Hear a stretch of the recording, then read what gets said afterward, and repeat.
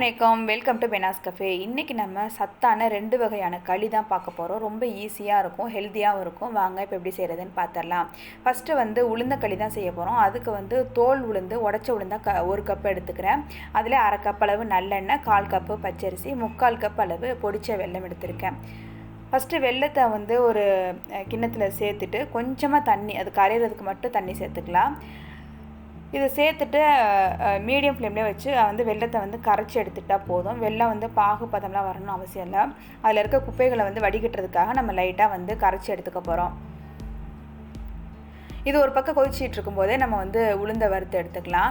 ஒரு கடாயில் நான் எடுத்திருக்க கப்பில் 1/2 கப் அளவு நான் எடுத்துக்கிட்டேன். நான் உங்கள்கிட்ட முன்னாடி காமிச்ச மெஷர்மெண்ட் எல்லாமே 1 கப் அளவுக்கு செய்கிறதுக்காக நான் எங்களுக்கு தேவையான அளவு 1/2 கப் அளவு நான் செய்ய போகிறேன். அதுக்காக நான் இன்றைக்கி 1/2 கப் அளவு உளுந்து சேர்த்துருக்கேன். இதை நல்லா செவக்க வறுத்து எடுத்துக்கோங்க. நம்ம முழு உளுந்தாக சேர்த்துட்டோம் அப்படின்னாக்கா அது செவக்கிறது நமக்கு தெரியாது. அதுக்காக நம்ம உடச்ச உளுந்தாக எடுத்துக்கலாம். அப்போ தான் செவந்து வர்றது நமக்கு தெரியும். நம்ம கரெக்டான பக்குவத்துலேயும் இறத்துடலாம். இது நம்ம ஏஜ் அட்டன் பிள்ளைங்களுக்குலாம் ரொம்ப ஹெல்த்தியாக இருக்கும். ரொம்ப அந்த இடுப்பு பலப்படுறதுக்காக இதை செஞ்சு கொடுப்பாங்க. கண்டிப்பாக இதை வீட்டில் பொம்பளை பிள்ளைங்க இருந்தாங்கன்னா மாதத்தில் ஒரு தடவையாவது செஞ்சு கொடுங்க. இப்போ இது நல்லா செவந்து வந்துருச்சு. இதை ஒரு பிளேட்டில் மாற்றி எடுத்து வச்சுக்கலாம். அதே கடாயிலே 1/4 கப் பச்சரிசி எடுத்துருந்தோம் இல்லையா, அதை சேர்த்துட்டு அதையும் நல்லா செவக்க பொரிய விட்டு எடுத்துக்கணும். நல்லா பொரிஞ்சு வரணும்.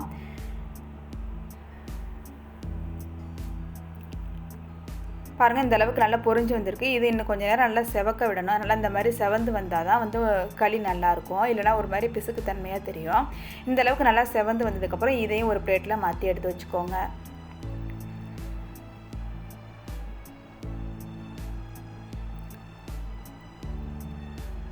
இப்போ இது நல்லா ஆறட்டும். ஆறுனதுக்கப்புறம் மிக்ஸி ஜாரில் சேர்த்து கொரப்பாக அரைச்சி எடுத்துகிட்டு வந்துக்கலாம்.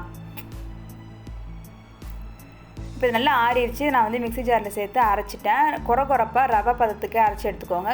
எந்த களியாக இருந்தாலும் நம்ம இந்த மாதிரி கொரப்பாக அரைச்சி எடுத்திங்கன்னா தான் சாப்பிடும்போது நல்லாயிருக்கும். இப்போ கடாயில் நான் தண்ணி சேர்த்துக்கிறேன். 1க்கு 3ங்கிற அளவில் நீங்கள் தண்ணி சேர்த்துக்கோங்க. அப்போ கரெக்டாக இருக்கும். உளுந்து கொஞ்சம் உங்களுக்கு தண்ணி வாங்கும். 1க்கு 3ங்கிற அளவுக்கே நீங்கள் தண்ணி சேர்த்துக்கோங்க. இதுக்கு கொஞ்சமாக உப்பு சேர்த்துட்டு தண்ணி லைட்டாக கொதி வர ஆரம்பிக்கணும். கொதிக்கக்கூடாது. லைட்டாக கொதி வர ஆரம்பிக்கும் போதே நீங்கள் மாவை சேர்த்திங்கன்னா தான் கட்டிப்படாமல் இருக்கும். இப்போ பாருங்கள், லைட்டாக பபுளாக வந்திருக்கு. இந்த டைமில் நான் சிம்மில் வச்சுக்கிட்டு மாவை கொஞ்சம் கொஞ்சமாக சேர்த்து நல்லா கலந்து விட்டுறேன். இந்த டயத்தில் சிம்லேயே வச்சுக்கோங்க. இதை நல்லா கலந்து விட்டு இந்த கட்டியெல்லாம் நல்லா உடஞ்சி போகிற அளவுக்கு நல்லா கலந்து விட்டதுக்கப்புறம் நீங்கள் மீடியம் ஃப்ளேமில் மாற்றிக்கோங்க.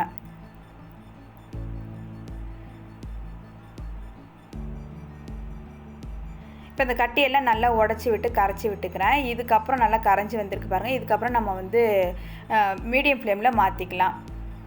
இப்போ ரொம்ப தண்ணியாக இருக்க மாதிரி தெரியும். உங்களுக்கு சீக்கிரமே வெந்து வந்துடும். நல்லா கொஞ்சம் திக்னஸ் கொடுத்துரும். இப்போ நான் நல்லா கரைச்சி விட்டதுக்கப்புறம் ஒரு 5 நிமிஷம் ஆகிருக்கு. கொஞ்சம் திக்காகி வந்திருக்கு. இந்த டைமில் நம்ம கரைச்சி வச்சுருக்க வெல்லத்தை வடிகட்டிட்டு சேர்த்துக்கலாம்.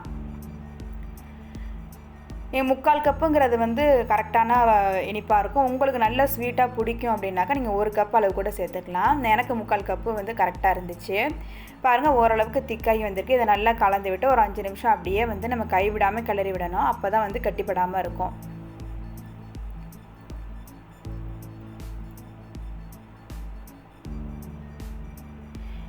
இப்போ 5 நிமிஷம் கழித்து ஓரளவுக்கு நல்லா கட்டிப்பட்டி வந்திருக்கு பாருங்கள். இந்த மாதிரி நல்லா கொஞ்சம் சேர்ந்த மாதிரி வரணும். பபுளாக நல்லா வெடிச்சிட்டு வருது பாருங்கள். இந்த சமயத்தில் நம்ம எடுத்து வச்சுருக்க நல்லெண்ணெயில் பாதி எண்ணெயை சேர்த்துக்கிறேன். நல்லெண்ணெய் தான் சேர்க்கணும், நெய்யெலாம் சேர்க்கக்கூடாது. உளுந்துக்கு நல்லெண்ணெய் சேர்த்தா தான் அதோட காம்பினேஷன் நல்லாயிருக்கும். அதோட ஹெல்த் பெனிஃபிட்டும் நமக்கு கரெக்டாக கிடைக்கும். இப்போ பாதி அளவு மட்டும் எண்ணெயை சேர்த்துட்டு இது நல்லா உள்வாங்குற அளவுக்கு நல்லா கிளறி விட்டுருங்க. இந்த எண்ணெய் எல்லாமே மேலே தெரியுதுல, இது எல்லாமே நல்லா உள்ளே போயிடும். உங்களுக்கு உளுந்து நல்லா உள் வாங்கி வந்துடும். அப்போ தான் நம்ம ஆற வச்சு சாப்பிடும்போதும் உங்களுக்கு தொண்டையில் பிடிக்காமல் நல்லாயிருக்கும். சாப்பிடவும் நல்லா டேஸ்ட்டாக இருக்கும்.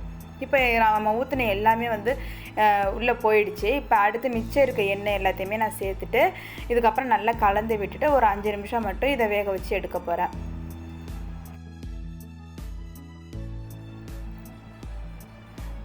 இந்த அளவுக்கு நீங்கள் வந்து எண்ணெய் சேர்த்திங்கன்னா தான் வந்து அந்த களி ட்ரை ஆகாமல் உங்களுக்கு 6 நாளும் சாப்பிட்றதுக்கு நல்லாயிருக்கும். ஸோ இந்த எண்ணெயை மட்டும் குறைக்காமல் இந்த அளவுக்கே சேர்த்துக்கோங்க.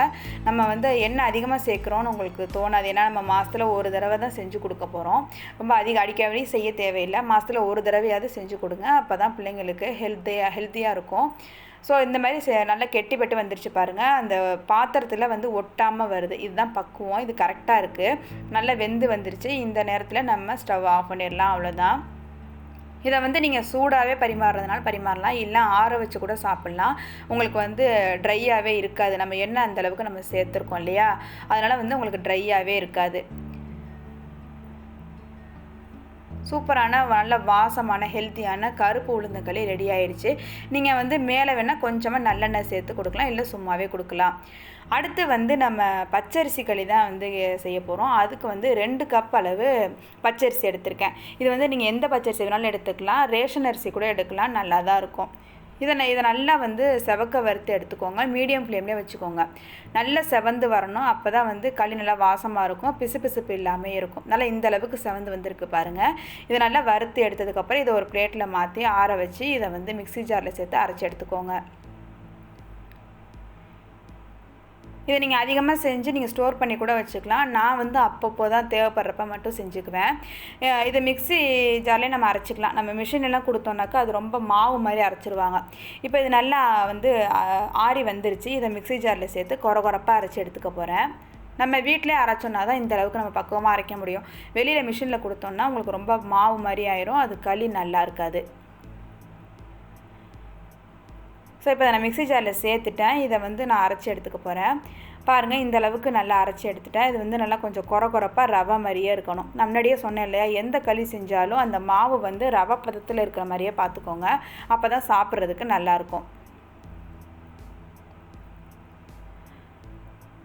நம்ம உளுந்தக்களி செஞ்சதை விட இது ரொம்ப ஈஸியாக குயிக்காக முடிஞ்சிடும். அந்த அரிசி வறுக்கிறது மட்டும்தான் நமக்கு டைமாக இருக்கும். மற்றபடி ரொம்ப 5 நிமிஷத்துலேயே ஈஸியாக முடிச்சிடலாம்.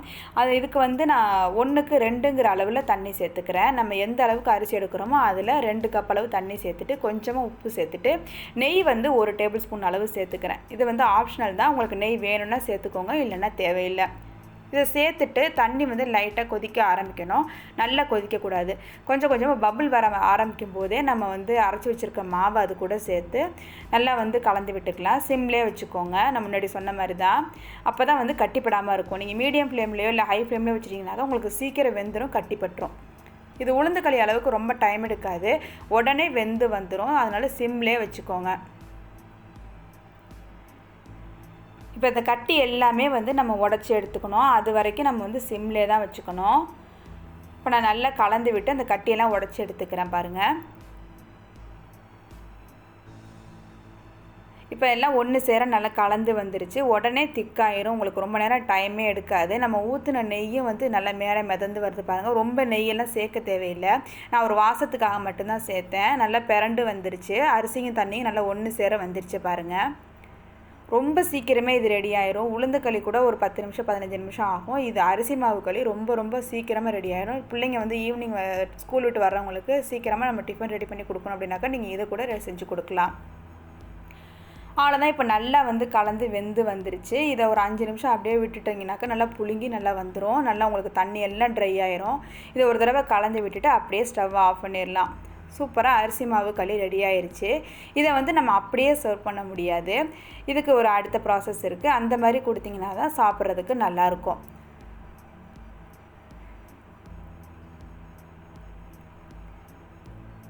இப்போ வந்து இதை ஒரு பிளேட்டில் மாற்றி எடுத்து வச்சுக்கோங்க. இது கூட இதை கொஞ்சம் கூட கட்டியே இல்லாமல் நல்லா கொஞ்சம் உடச்சி விட்டு அந்த மாதிரி பிளேட்டில் மாற்றிக்கோங்க. இது மேலே கொஞ்சமாக நெய் சேர்த்துக்கணும். நம்ம வீட்டிலே உருக்குன நெய்யாக இருந்தால் தான் நல்லாயிருக்கும். நம்ம கடையில் வாங்குகிற நெய் அந்தளவுக்கு நல்லா இருக்காது. நம்ம வீட்டிலே உருக்குன நெய்யை நல்லா சேர்த்துட்டு அது கூட வந்து கொஞ்சமாக திருவுன தேங்காய் வந்து ஃப்ரெஷ்ஷாக சேர்த்துக்கோங்க.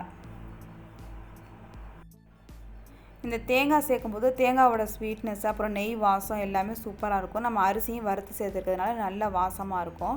அது மேலே கொஞ்சமாக சுகர் சேர்த்துட்டு அதை அப்படியே சூடாக பரிமாறிடலாம். பிள்ளைங்களுக்கு ரொம்ப பிடிக்கும். இந்த 2 களியுமே நீங்கள் ட்ரை பண்ணி பார்த்துட்டு உங்களோட கமெண்ட் பாக்ஸில் சொல்லுங்கள். நம்ம வீடியோ பிடிச்சிருந்துச்சுன்னா நம்ம சேனலை லைக் பண்ணுங்கள், ஷேர் பண்ணுங்கள், சப்ஸ்கிரைப் பண்ணுங்கள். தேங்க்யூ.